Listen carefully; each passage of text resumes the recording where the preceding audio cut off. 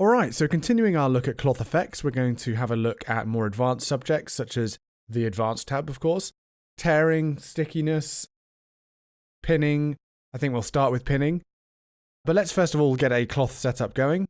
And let's drop in a system. I've got it already set up to default, so we can change the color if we want. No real reason to do that. Just going to make my icons a bit larger. And the reason I'm doing this, I just want to show how easy it is to build a cloth system. So I'm just going to drop a plane in.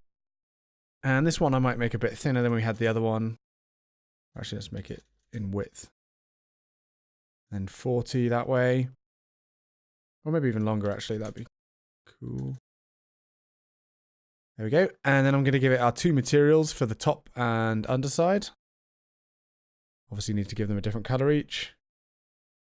Let's go for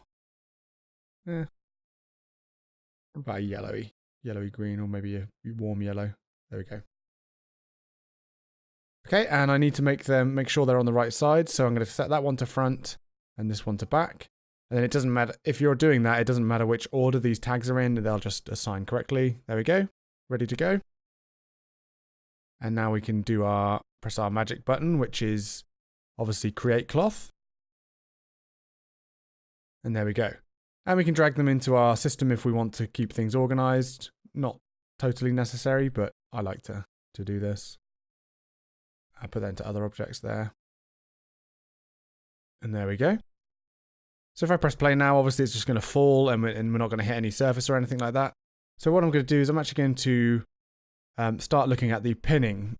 In fact, I'm not going to make this parametric. I'm going to actually have this so the pinning works with parametric objects, but it's much easier to demonstrate on an actual polygon object. So I've just made that editable, drag the tag onto it, press play to make sure it's moving. That's good. Now, pinning. We're gonna come back to tearing. I just want to start with pinning because that comes in handy when demonstrating tearing. So we might as well start with the pinning. Now, what is pinning? Pinning, if you've used C4D cloth before, it's called a few other things. It's called fix points or belting, which is where you belt something to something else. Now, in this, obviously, we can pin certain points or polygons or vertex maps and keep them from moving in the cloth simulation. So let's just do that now. Let's actually create some selections. So I have this. I've just gone into edge mode. I'm double clicking these edges to make sure they're selected. Then I'm going to set selection.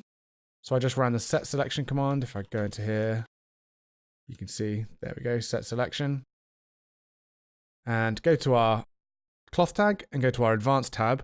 And then we've got this pin checkbox, which we need to enable. And then we need to drag a map to tell us what is being pinned. And there we go. And now we press play. And we have pinned the map. We've pinned the cloth between these two edge selections. That's really good. So that now looks like it's been attached to, or, you know, pinned to this edge here. And we can change this map. We could have it so that it's in different parts. So I'm going to overwrite that selection. Press play. It doesn't really show that well. Maybe if I completely change what map we're using. Oops. I'm going to go to the path tool. Just draw a funky line. Maybe grab one of these edges actually. Actually, let's do that. Let's just grab this edge here. Set that selection. Press play, and you can see those edges are pinned.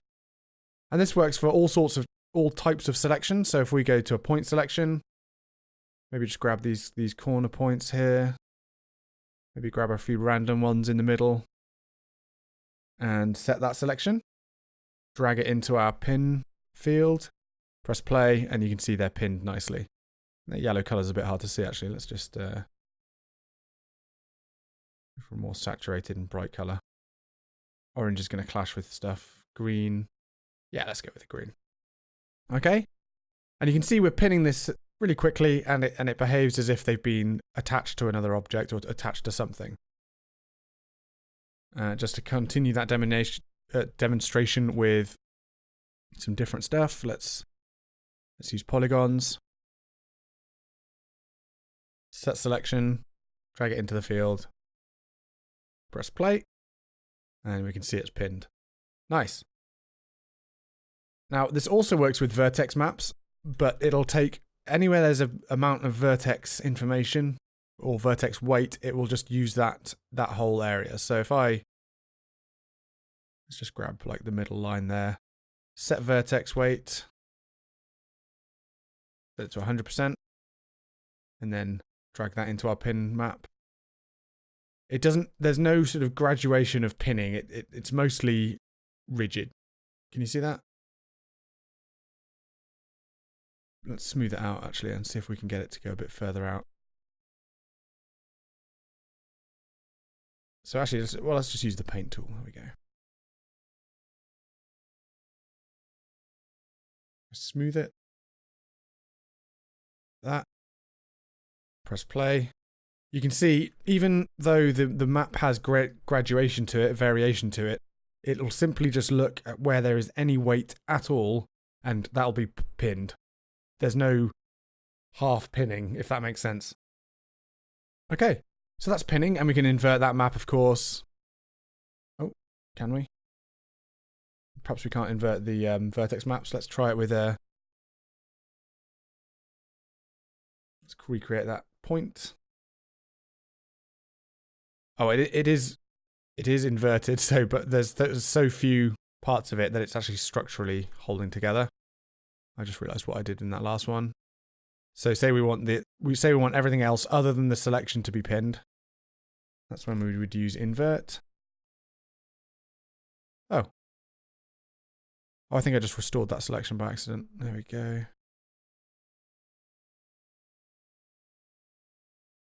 There we go. So that's sinking down. And then we can invert to pin the opposite as well. There. Cool. So that's pinning within the actual cloth tag itself, but there is something else you can do, which is actually pin to other objects. And I'll show you that now. So there are a few things we need to know about this. We can only pin to editable meshes.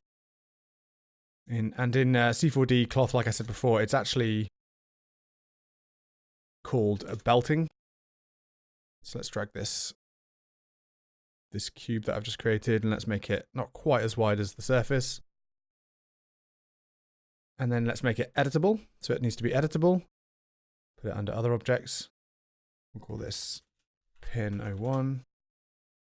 And then what we need to do is we actually need to add a pin tag to the plain object, our cloth object. In fact, let's call this cloth. Let's get rid of our selection stuff so it's all nice and clean. There we go. And what we need to do is we actually need to create a selection and also add this pin tag. So let's do that first. Right click, X particles, library tags, and then ClothFX, and then cloth pin. Oh, it's going off the screen. Let me add it from this menu. Oh no, let's actually cloth, and then you can see we have this cloth pin tag here. So cloth pin. So we need to assign an object we want to pin to, which is our object there. And then I need a pin map. Now the pin map is a selection on this surface. So it could be anywhere on the surface. It could be all the way over here, doesn't really matter, but it's best to have it in proximity to the object that we want to stick it to. So let's just select these points here and set that selection. And then in the pin map, add that as the pin map. Now if I press play, we can see that it's attached to this object. Now it looks not much different to how it was before. However, this time we can actually move this. So we can actually move this around. Oops. Did you see it looped back around there? So let me make it easy to reset things. If you're playing with dynamic simulations and you're it takes some time perhaps, and you don't want it to suddenly hit back to frame 0 and you lose everything that you were looking at the end there, you can actually set your animation in C4D to not loop. And if you go to the animate menu, play mode, simple, press play, and you can see that it'll get to the end of the timeline and it will stop. So instead of you looping back around and causing you issues, you can have it work like that. But let's go back to our pinning, and we can rotate this.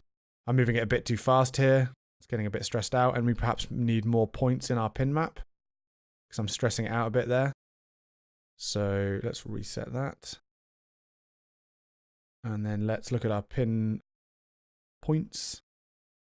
Let's add a few more in.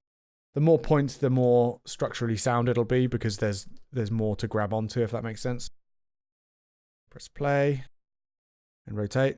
Now this is, so it's not the points of the, this is important to note. It's not the points of our cloth object, it's actually the points on our, because it has to attach to a polygon. It has to look for a polygon to attach to. And obviously this only has sort of 4 polygons on these, if you were to draw around that, it's 6 faces in total.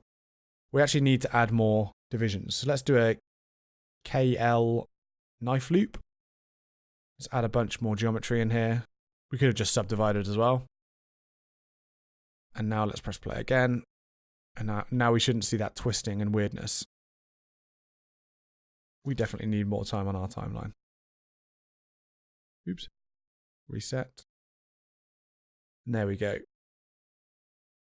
So we're still seeing it a little bit. Just add more points basically to the collider, sorry, the pin object, if you want it to be more accurate. There we go. So obviously this has its advantages in that we could pull cloth, we could stretch cloth. So let's try something like that. I'm going to duplicate our pin object. Go to pin 2. Make sure it's up at the other end there. There we go. And we'll need another pin tag. So let's just control drag that one. I need to clear that pin map. And just to show you how versatile this is, I could just do a polygon selection on this part. Select it, make it a set selection, and then just assign that as our pin map. And there we go, we're attached to. And this is where we could animate this out and stretch our cloth. There is a point where we'll reach probably a realistic limit. Oh, we didn't actually hit it. There we go. I need to have a way to reset this quickly. What I might do is I might just add a keyframe so that it flicks back to this position when I've finished messing around with it. I'll do the same with this one. In fact, let's keyframe all their positions and rotations. There we go. Okay, so if I drag it out, because I've added keyframes to it, it's not going to let me move it now. Never mind. It's not a problem. Clear the animation off those two things. Let's pull it a bit faster this time and see if we can get it to break. Nope, because we haven't got tearing active, but it does stretch it, and it's very robust. You can see I can flick it around quite a lot before it actually gets into any issues. Obviously, I would recommend you cache any animation, or you actually have keyframe animation. Don't, relying on the interactivity in the viewport is not the safest thing to do. But you can see how fun this is to play with and how quick it is as well. And yeah, so that's pinning to other objects, very important. Now in the advanced tab as well, we're gonna look at these other ones later on, the stickiness and the connect. But I think we're gonna jump to the tearing now, because this is the exact kind of setup that you would want for a tearing setup. So I'm gonna go to the tearing. Let's make these pin maps a little bit wider. Actually, let's go there, there, and then let's make sure we've got enough points in our selection there, and enough polygons in our selection there, just so that it's structurally sound. There we go. Okay, so what is tearing? Tearing, of course, is where the cloth is going to get pulled to the point of breaking and it will split and tear. Now, the ClothFX object or ClothFX tag has lots of different ways of doing this. And let's just look at the basics one. So if you just activate it and press play, you'll see that we get some stress here and it just tears away. You see that? Very nice. It just pulls away. But we can change the tearing strength, so we could have it so it resists a bit more. And then we could animate that down to a point where it's just everything's going to break. There you go. So this is like a threshold parameter. Like the more you want it to tear, the lower you need your tearing strength. It should be really, I think it should be tearing threshold perhaps. There we go. And you can see it's pretty a basic tear. It's only tearing along one sort of row of things. You can create this sort of cracking and weakness in it, where you see here that it starts to tear apart and we start to really tear those particles away, or sorry, tear the polygons away. And you can see it's propagating through. So this is what cracking does, is it allows it to actually propagate the crack up through the cloth. And you can increase the weakness of it so it's more susceptible to do this. And you get these really interesting looking decaying effects. And this is the very basics of the tearing system. There's so much more to it, and I think we'll take a look at the advanced and simple modes, and then it really comes into its own when you use it with maps, vertex maps and things like that. So let's actually use a map, because I think all of these other things like the stress break count and the cracking and all of those things, they propagate around from a map and they look much better. So when it's asking for a map, it's either looking for a selection, any of the tags like we can use with the pinning. We can actually create a selection for where we want the tearing to occur. So let's go down on the top here. And I'm going to use my path selection tool. And let's just grab a path here. And let's set that selection. And that's now going to be our tear map. And let's go back to our cloth tag and drag that into the tear map, and it'll automatically assign that to use it. And let's press play and see what happens now. And you can see we get an incredibly predictable break, exactly where we wanted it. And it's looking pretty damn realistic in terms of if we'd put a weakness exactly in this point. Maybe if you'd scored some of this fabric. Awesome. So there's other maps you can use, of course, and depending on what they are, like a vertex map will have a different effect than a strict, a rigid edge map like this. But we can also add in some of the cracking and weakness again. And you can see that when we do that, we actually added some resistance into the tear. And if I increase the weakness, oh, it's resisting. So we need to drop the tear strength down. Might actually resist here. Oh, there we go. And you can start to see that we get these really cool effects where the amount of tear is sort of procedurally done. So see if I can get any more further way through it. Interesting, that changed it completely. And so the cracking obviously allows us to sort of have it propagate through. But maybe we don't want that. Maybe we just want it to automatically tear. Again, if we have this tearing strength higher than a certain threshold, it would hold the cloth together like that, you see. And then we'd animate down. Eventually, it would get to a point where it will just break no matter what. And stress break count, what is this? This is how many times the constraint can be stressed, so it gets pulled apart. Even if it gets beyond this point, it means that it'll go, okay, I've had one stress, two stress, and on the second stress is when it'll break. So what that means is that the heavier stressed areas will break first, and then it takes more stresses on the other ones to actually break through. So do you see that gives a more natural look to it? You actually get this sort of moment where it kind of takes a second and then breaks. But if we have it like this, it just breaks immediately. So that's a way of getting some more realistic tearing. And there we go. You can see it zipping through. And you get this beautiful propagation going on. So that's a really cool parameter. And you can animate all of these things if you like. So maybe one part of the cloth you want to have behaving in a different way. Do you know what? I'm really not happy with that color. That's, I don't know why.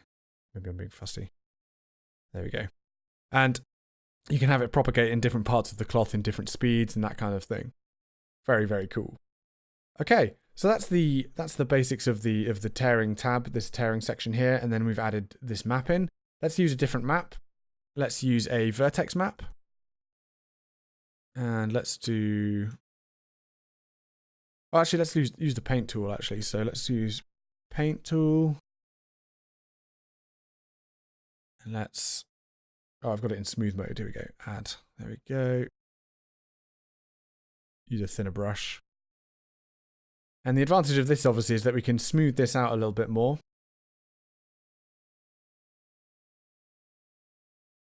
Like so. It's a little bit low in intensity, but that'll work. Throw it into our tear map. And you saw a couple of things occurred there. We got some different activations. So away it goes. Starts tearing. Very cool. Now, if I put our stress break count to 1 again, it'll just go back to this. Now, you can see what's happening here. We're getting this thing called block tearing.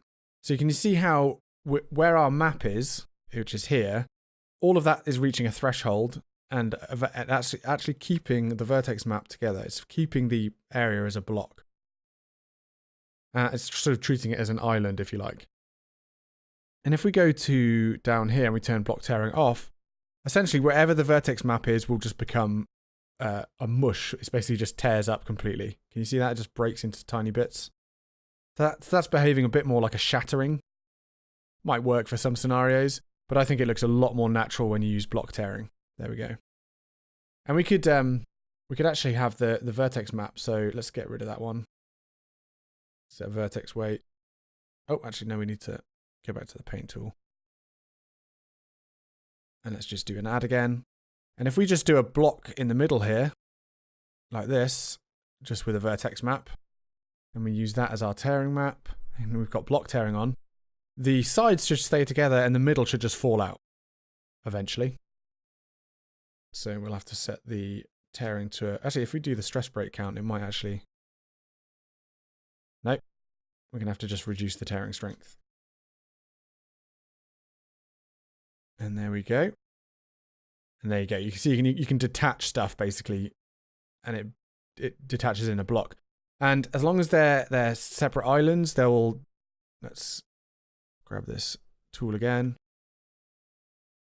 As long as they're separate islands and they don't contact each other, they'll fall out as blocks. Really cool. Okay, so what else is there in tearing? We can invert that map, of course, except that's not going to make much difference here because obviously we've got the block tearing on. If I invert it and let it go, it's just going to keep those middle ones as a solid, and wherever the vertex map isn't is where it disintegrates. Cool. So we've got this drop down here called tearing method, which is the options are simple and advanced. And the difference between these two is that the simple method will just it doesn't have the intelligent connecting when you tear the cloth. And what I mean by that is if I press... Actually, no, let's make sure to go back to let's go back to this cutting map here. So this is the tear map. Press play. There we go. Now, look at the edges of our break or our tear here. And you can see here that they're actually tearing and you're getting these sort of weird flaps coming out here. It's essentially, it's not keeping these connected, these points, these edges connected. Whereas the advanced actually looks for neighboring particles or neighboring points and edges and actually will maintain their connectivity. So simple's fast and help and useful, but advanced is going to give you the much more predictable results. And honestly, I would stick to advanced where possible. You know, you might have an extremely high res sort of break that you need to be doing. That's where simple might become useful, where you're not actually seeing really close to the break. And if we zoom out, it actually might add some nice detail to the actual fracture. So you can see, let's hide the emitter. You know, unless you get really close, you can't really see that that's like that. Might look like a bit more of a natural break. But I would always go for, almost always go for the advanced modes. All right. So this here, wait for collision and wait for collision points only, basically won't allow a tear to occur unless it actually hits something. So if I had another collider in here, let's put a cylinder down, make it a bit larger. And then let's make this an XP collider, of course. And we're going to turn our pin tags off. So in fact, we're going to have to probably delete them. Yeah. So delete our pin tags, press play, and there we go. And you can see what's happening there. Apart from that, something was going wrong there. Oh, some things are still staying attached. Because then it needs to wait for a collision to actually tear. There we go. Instead of just tearing immediately. So if there's other forces on this, it would... So for instance, if I actually turn the gravity off and I throw a turbulence in here and I make it quite aggressive, There we go. Now, we can actually make this tear if we maybe get rid of the tear map and have the tear really quite low. Go back to default. Reset to default. There we go. Now, if we stress this enough, which it is not doing right now,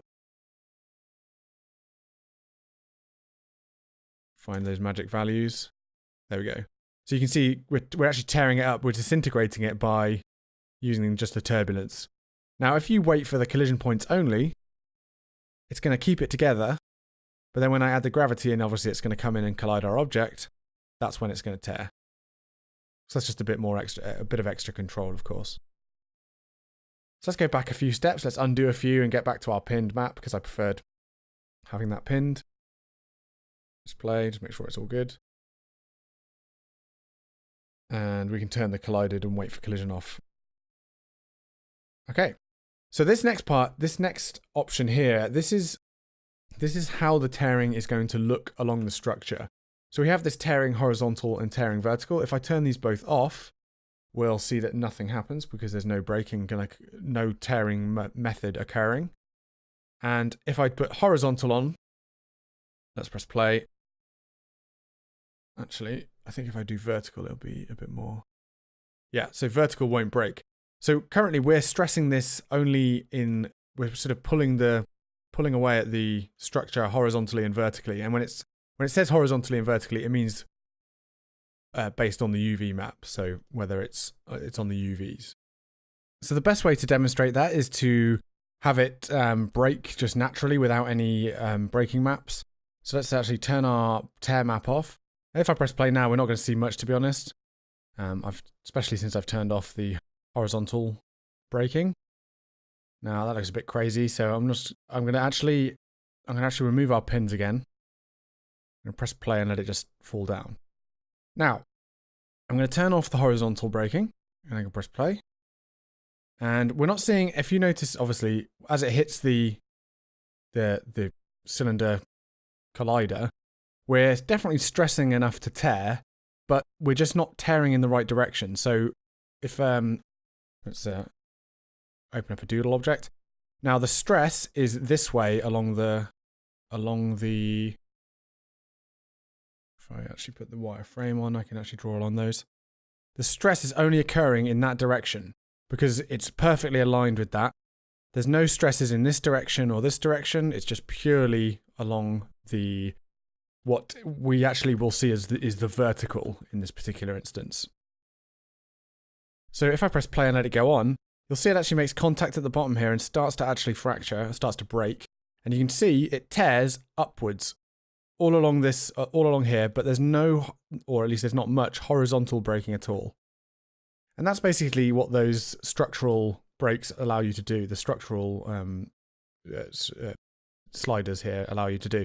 And you can obviously, this is in the same fashion that you can have the tearing strength, you can have differences between the amount that they would require to break.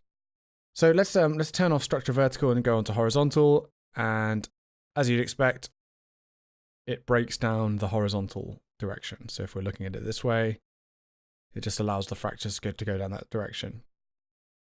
And if we have them both on, but perhaps we have horizontal is much stronger than vertical, it should take, yeah, there we go. So it's more, but we do get you see that we do get horizontal breaking as well. It's quite interesting. You get these sort of spaghetti strands coming out. Let's drop that right down. And you can see we can get these mixes of different sort of breaks like that. Cool. And that obviously works mostly on when you've got this kind of standard format square object. Otherwise, if it's got the Delaney triangulation, it's not going to work quite as well as that. Or even at all, predictably. So let's just leave those at default. If we turn them off, that basically just turns our braking off completely, and it's just going to tear anyway. Okay, let's go back to using a tear map. And let's actually undo enough to get back to our pin maps. There we go. Obviously, we're tearing way too much. Use our tear map. And there we go. Okay, and then we have this thing called break percentage. Now, the break percentage is how much of the random breaking occurs, or sorry, not random breaking, how much of a chance there is for it to break. So it's kind of just like a slider, makes it a bit easier to sort of control everything together. You can see as I increase it, the chance of it breaking is going to increase. So that's kind of a way you can keep it together for a little bit, then animate the moment you want it to break. There we go. And we've got this random break here. So this probably won't work with the tear maps unless you've got a vertex map. And let's go back to having no tear map active. And make the strength default, which is 1.1. And you can see those pulling themselves apart there.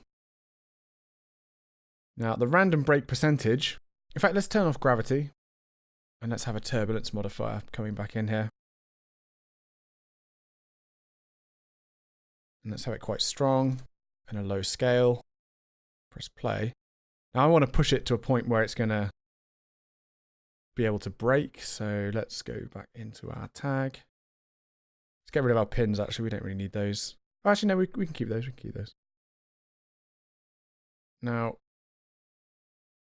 if I press play with random break on or break percentage and we lower our threshold. It doesn't seem to be breaking. Hang on, what's going on? Oh, there we go. There we go. We're just starting to tear there.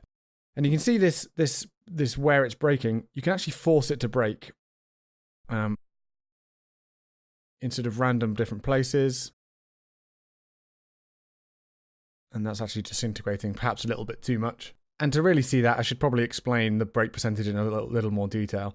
The break percentage is basically taking a look at the most likely and least likely constraints to break. And so what that means is it actually orders them based on their stresses and things, and it says, oh, this one's the one that's going to be breaking. And you can set it to the highest level, or the, we can find a balance where it sort of filters the breaking. You can see there we get to this point where it actually ends up, everything else, it ends up disintegrating. Now, the random break slider just randomizes that value of the break percentage. So it actually just, it instead of having the strongest or the most likely bits to break naturally, this adds a bit of random variation into it, and even strong constraints can break first. That's just a way of adding a bit more sort of natural variation into your cloth simulation. Break poles, that's not really relevant to what we have in this particular setup, but say you have an object that has a pole with more than one edge coming into it. So for instance, on the top of a sphere here, you see this crazy looking pole object here. Well, that just, if you have that kind of geometry, this allows you to break those poles, even if there's more than one shared edge. Okay, but we don't need to demonstrate that now. It's a bit of a fairly rare use case and scenario.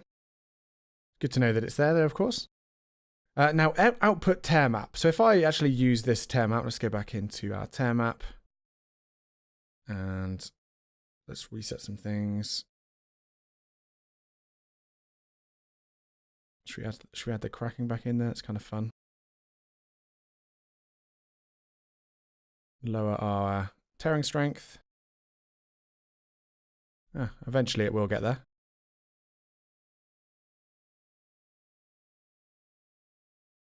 I think I'll turn the cracking off. There we go. So we're getting this tear propagating through. Now, what if we wanted to emit some particles off these edges? Well, we couldn't do that particularly easy. We can't just stop here and select this edge and go, oh, okay, like let's select this and animate that. That would be just so laborious. What you can actually do is you can actually generate an output tear map. So I can click create, and immediately one is thrown onto our object. And this is now an output tear map. So if I press play, we should see wherever the tears occur, we get some weight added to our vertex map. And you can see that's happening here. So that's fantastic. And if I create an emitter that actually emits particles off this, not that emitter, we want the XP emitter, there we go. Let's give it a random color. Yeah, red's fine. Let's make it lines. Let's use the emitter color icon, emission. Let's have them last only a few frames. Maybe 5, there we go. And then let's change it to object mode. And we're going to emit from the cloth object. We're going to go for polygon area. And then we're going to use this output tear map as our source. So I'm going to press play. And nothing happens at the moment, but hopefully when we get to the point where it starts tearing, or not, let's have a look what's going on. Once again, it's interesting. It might be that we've got a new, oh, actually, I need to exclude the cloth emitters modifier from this. So cloth modifier, constraints modifier, we don't need those. In fact, let's change this to include, and then we can just have the turbulence on there. That shouldn't interfere with the cloth. There we go.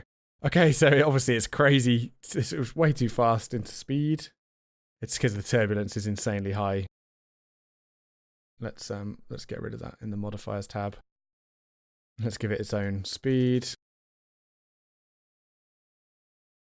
And there you go. You can see we can emit particles from the brake. Obviously that's way too fast, and maybe we want to have our own. Go to squares so it's nice and visible. You know, this is a way of creating a sort of more detail in the brake. So if it was, if you make the particles the same color as the surface, it can kind of look like they're little bits of their parts of that braking edge. Okay, so let's look at some more of the tearing side of things. Now let's have a look at the import tear maps again. Let's look at how you can set your geometry up to make this look a little bit better. So let's start with a new plane actually. And pop that in there. Going to get rid of our cloth pinning and stuff like that. We don't need that right now. Might come back to that actually. Give it lots of subdivisions. And we're going to make it editable. Create cloth, of course. Throw our two materials on. Front and back. Just throw a different color on. In fact, let's put a texture on, because just to show you how it holds the UVs. Or sometimes doesn't. It should hold the UVs. There we go. Let's just go for something simple like that.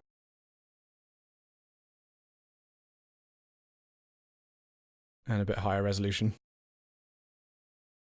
Okay. Just make sure it's working as cloth, which it is. Excellent. And let's give it some tearing values as well. So turn the tearing on, and let's pin some of the edges as well. Oops. In the top view, set selection, and then let's have that as our pin map. And we don't need a pin object this time. Turn our gravity on, make sure it's active. There we go. Now let's make sure our tearing values are low enough to tear. Well, actually, let's use a tear map, of course. That's the whole intention of this little demo here. So, what I wanted to show is how we can create different sort of cuts and slices through our mesh. Sorry, our cloth. So, like I did before, we could always use this. We could use a vertex map. We could use a selection like this. But you can see it follows the geometry, obviously. It has to follow this strict path of the existing geometry. Let's just turn that texture off for a second. And you can see that's fine, but you're going to get these weird sort of sharp edges. What we really want to do is you want to cut a shape into this. And I'm going to show you the method I use. There are several ways that you can obviously cut into your mesh. So if I invert, if I get the knife tool out, and I'm going to activate a couple of things here. I'm going to have it so that we select cuts, which basically means that when I make a cut, it'll actually add it to the active selection. And if I just drag here, we can see that there. And we've just cut through our object like that. Now, if I go back to here and I create a new selection, and I go here and drag that in as our tear map. Oh, Well, first off, I want to show you something. The UVs, do you notice the UVs? They do not like it when things tear. So that's just a bit of a warning there. I would drop the UVs. Oh, interesting. Ah, so what did I just do there? I did something wrong. So when you're using a plain object like this, your cloth object is looking at it and it's storing the state that the cloth object is in. So I need to undo a few steps there. That was a mistake. And let's do a cut through here. Like that. Now, if I press play now, it'll revert back to the polygon count and the structure that it was before. So what we need to make sure we do before we play back the timeline is to go into our cloth and set initial state. And now if I press play, that's fine, and that's working fine. The UVs are still messed up, but we just delete our texture and pretend it didn't happen. No, just kidding. To deal with stuff like that, you have to be cautious that tearing will mess up your UVWs. So there's some sort of workflows that perhaps can mitigate this, but I found that to be safe, you need to be using either sort of noisy textures or just plain textures. A bit of a limitation, unfortunately. Okay, so let's go back to our pinning, because we've actually removed our pinning map as well by accident. There we go, and there we go. Let's drag that into our pin map. There we go, press play. And we can see the breaking occurring along that line. It's occurring along that line, but it's not because I've assigned it. It's just because those, if we zoom in and I go to the flat shaded, you can see that these constraints are smaller and shorter and they're more susceptible to break anyway. So even though it's not perfect down the line, it is sort of naturally breaking there, because that's the bit that's getting stressed the most. But obviously we want a more accurate tear map, so we're going to just drag this tear map. Is that the one? Oh, our selection map is getting funky as well. I think we should start again perhaps with this one. I'm going to keep this in because obviously on the fly when you meet these issues, it's worth just knowing how to get back to where you were as quickly as possible. So I'm going to create a new plane, put it into our other objects, make it editable, and then I'm going to run the create cloth, and we get a new emitter. No problem. And now we can add our pin maps back on here, set the selection, go to the advanced tab, pin map, tearing. Now we can activate tearing in a minute, but I want to make our cut through the middle. So let's just press play, make sure this is working. Yep, nice. I'm going to drop the iterations down a bit and our structure and shear, just so that it really, oh, that's a bit too much perhaps. And there we go. That's looking quite nice though. And so we want to make a cut that is a predictable area to slice make our tear. So let's bring up the knife object again and drag across. And you'll see here we have this select cuts option active. I'm going to set that selection. And the first thing I'm going to do is I'm going to go into this object and I'm going to click set initial state. And fingers crossed it works this time. Okay, we've got a pin map and a tear map. So let's call that tear. That one pin, nice and clear. And let's go to our tearing tab, activate it, activate the use that, and our tearing one is the end one. There we go. Let's press play and see if this works. Excellent. Our pinning isn't working because we haven't assigned the pin map. But there we go. There we get a perfect slice through our mesh. So you have to actually add geometry if you want to have a perfectly predictable and accurate tear. Oh, we should throw our materials back on, by the way. Front and back. Lovely. And obviously that's a nice tear. It's a simple just line slice through it. But what if we want to do something more advanced? What if we want to do, say, a particular shape, or maybe a line that we can kind of edit? So I'm just going to dissolve that line, dissolve that selection, which is has removed it from our our mesh, and I'm going to go back to the cloth, set initial. Always remember to go back and set initial. Just press play, see if everything's okay. Yep, working fine. It's a bit slower because I've added more geometry in this because I like having sort of a nicer looking sim. And now I'm going to show you a technique that I use to create cuts of all sorts, and I'm going to use a sketch spline. And say I want to have it tear from, I don't know, diagonally, but I also want it to tear zigzagging in and out.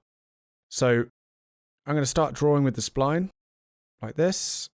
And obviously we can't have too much detail if we don't use some kind of knife mode or tool where we get this much detail. So you can see there's quite a lot of detail in that spline. And I'm going to change it to uniform mode. I just prefer the way that comes out. And then if we go to our knife tool, we may have used this in an earlier lesson, but K and then K again is the shortcut by default. Now, if you've got a spline in your scene and you've got your cutting surface active, if you hold Command or Control down and you hover over the spline, it allows you to cut into the object using the spline. And that's obviously very useful because now I can cut this exact object that I've added into this into our mesh. Now you can see the detail I've kind of set it to is around about, 2 or 3 points per square, but that doesn't really matter. If you need to increase it, you can just increase it in the spline. So I'm going to press, and we can see, oh, I was a little bit clipped. It is view dependent, so maybe you want to go into the top view and do this.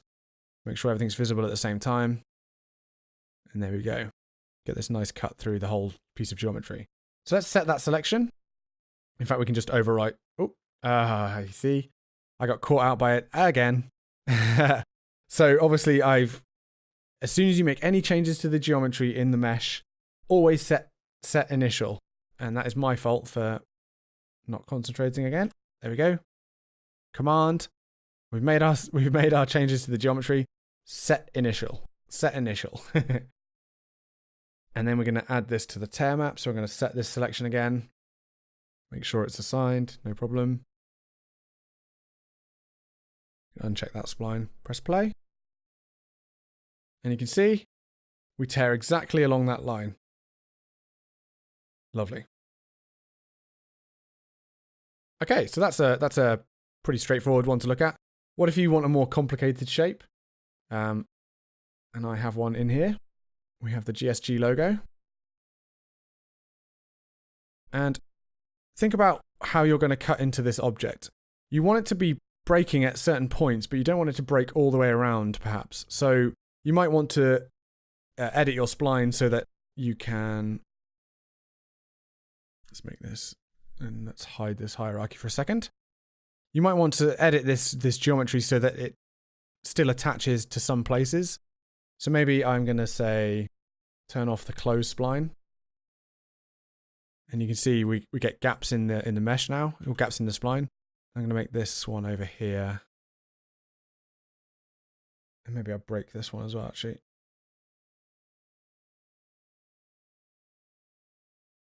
There we go.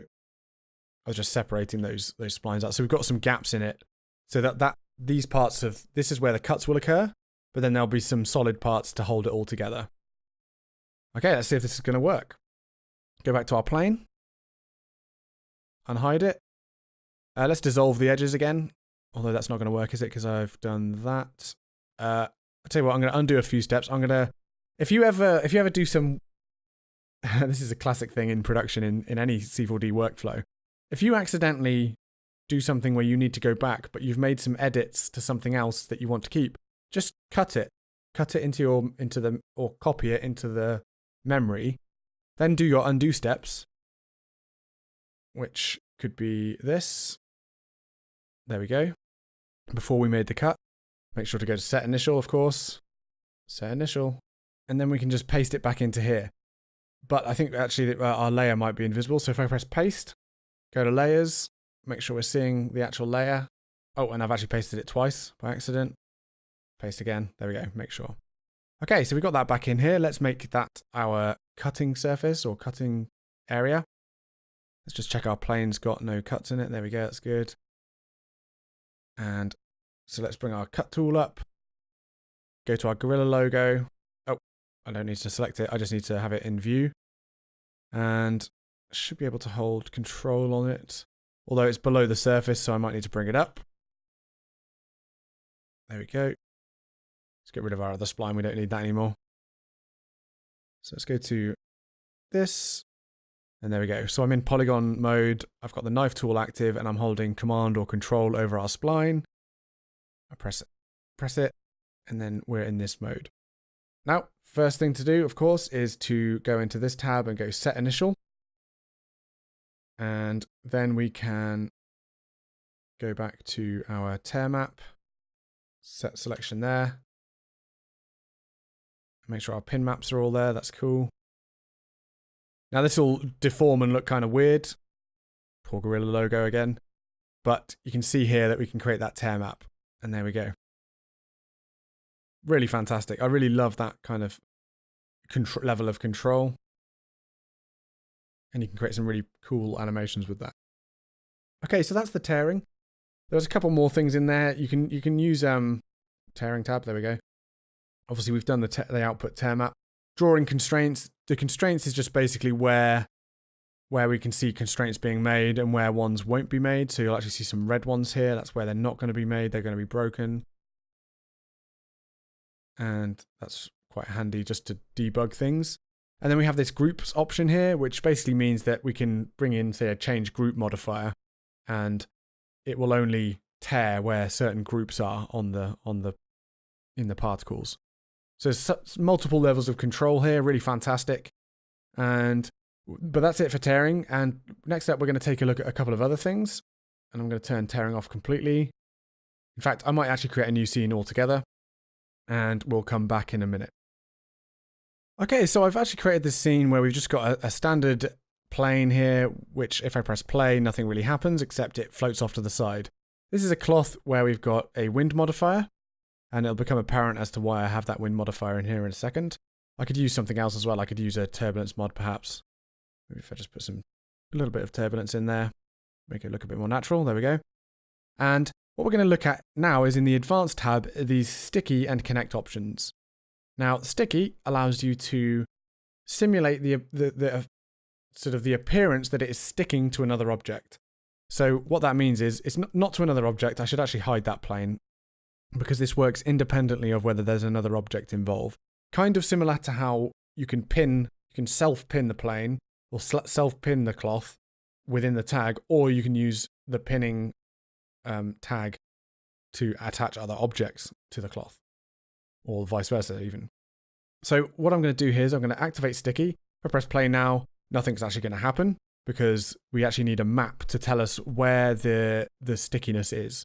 So I can choose where it's going to stick or where it's going to start to stick, and I can just say, let's just say it's this corner here. And I can use a vertex map, so set vertex weight 100%. And we could smooth that out a bit. Oh dear, that wasn't very good. There we go. Smooth that out a bit. And then if we assign that to our tag, our stickiness weight, and I press play. Oh, nothing's happening. Let's have a look what we've got here. Stickiness. It was just below a threshold. So the stickiness strength, just like all the other constraints, requires a threshold here. But you'll see why I'm using the wind here. Basically, it's going to drag the constraints, and when they get past a certain pull factor or strength or stretchiness value, they'll actually unstick. So can you see how it's unsticking there? And I might invert this map so that we're actually sticking everything else but this corner. And then you'll see that I can actually, let's make some more. Let's add some more into our vertex map, because otherwise that's a bit boring. So let's add some bits here, around the edge here. Maybe just like a bubble in the middle here. This is where this is really cool, actually. It can kind of create these bubble effects. So let's do smooth. Just have it nice and smooth there. Fairly unnecessary depending on how detailed your mesh is. But let's press play. And you can see it unsticks in the middle there as well now. And is it going to be enough? Nope. So we can drop the stickiness strength. And it's going to pull up from where the stickiness value is propagating through or reduced by our vertex map. We need more. Let's do some more over here. There you go. And you can see how cool that is. Is it kind of like, it looks like a peeling poster or something. Very satisfying if it goes all the way. Uh-oh, but I hope I've got enough frames to make it look good enough. Yeah, there we go. And there we go, it's unpeeled. So, yep, lots of satisfying animations coming in from that side of things. Now, similarly, the connect option, so that's stickiness. The connect option actually allows you to connect it to other objects, but it's not quite in the same way. You actually utilize the collider tag. So in the collider tag, we have this connect on collision mode. Let's put gravity on. Let's turn the wind back off. Press play. Now that is now attached to this sphere. And you can see as they wrap around and touch, they actually connect and stick to the sphere, which is actually really cool. Let's move that over to the side and we can just see it stick on there. I might give this some more subframe steps. There we go. Stiffen up the cloth. There we go. Okay, and you can see it's attaching. It's not using friction. There is actually a constraint here. And in fact, I think we might be able to see those if we turn on display constraints. Yes, there we go. So in the emitter, I'm turning on display constraints. So as the particles come into contact with the sphere, it allows you to connect them like that. So that's really awesome. And of course, you can break those as well. So we've actually got a break value here. So maybe if it's got enough gravity or enough movement away from it, we can break it off again. But that's not what I'm here to show you. I'm here to show you how this relates to the cloth tag.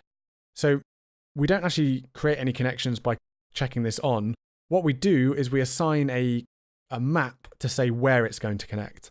So essentially, if I say that there's some glue on this corner here, or maybe it's Velcro. Velcro might be a better proxy for that. And I drag that map into there. That's where I'm telling it to connect. I don't want it to connect to the whole sphere. I just want it to connect where I'm telling it to. And we should be able to see it. Yes, we can.